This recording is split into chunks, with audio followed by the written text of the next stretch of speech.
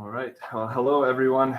Happy Wednesday to you all. Once again, going live stream for you on this, hoping that this works out.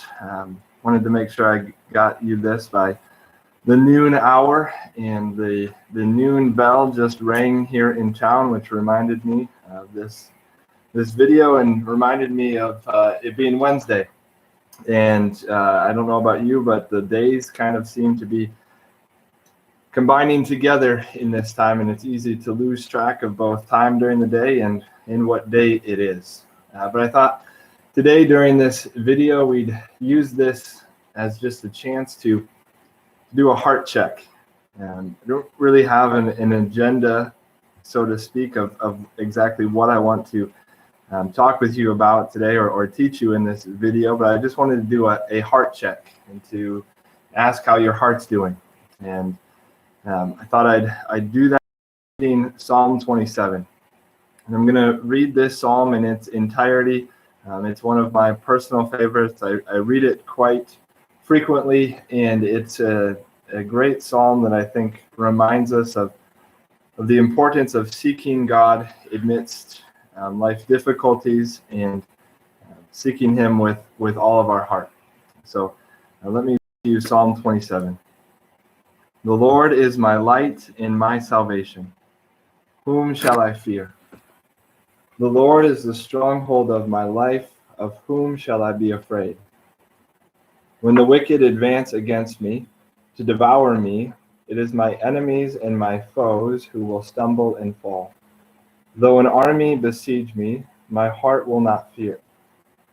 Though war break out against me, even then will I be confident.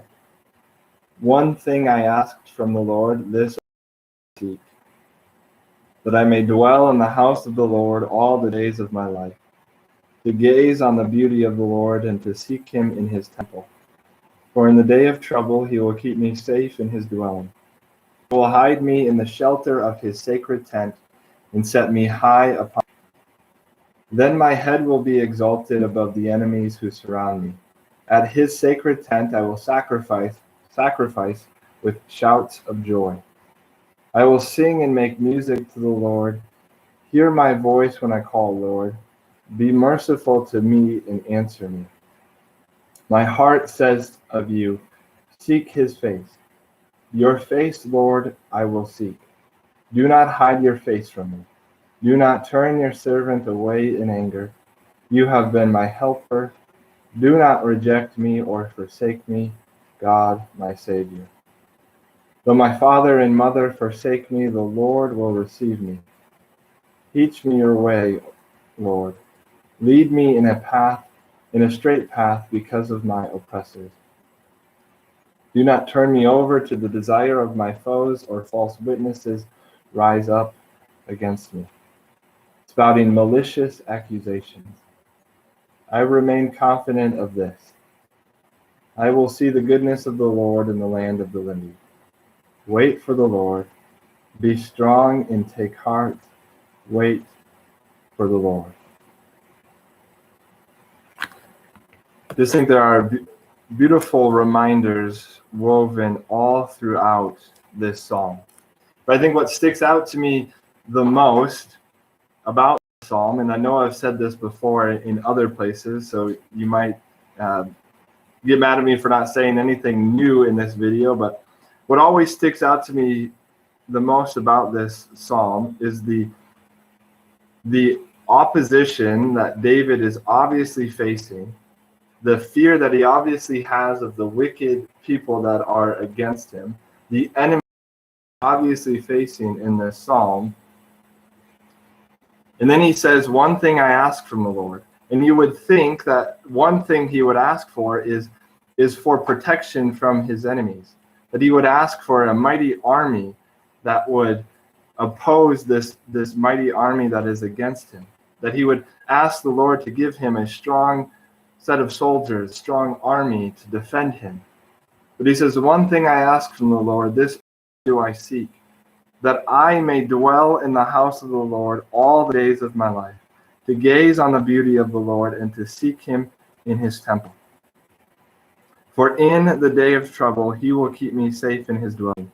He will hide me in the shelter of his sacred tent and set me high upon a rock. The number one concern that David has is that he will seek the Lord, that he will dwell in the house of the Lord. The number one hope that he has is not that an army will suddenly appear to help defend him, but that the Lord will keep him safe, that he will dwell in safety with the Lord. And I think in this time of uncertainty, as we continue in this new norm, as we continue in this time of social distancing, it's important that we don't distance ourselves from God, that we continue with David to seek him, to seek after him, to gaze upon the beauty of the Lord, to long to dwell in his house. And that's our heart check this morning. Are we doing that? Are we living that out? Are we seeking God in this time? Or are we turning on the news and immediately getting discouraged because God has not wiped out our enemies? He has not rescued us completely from this coronavirus.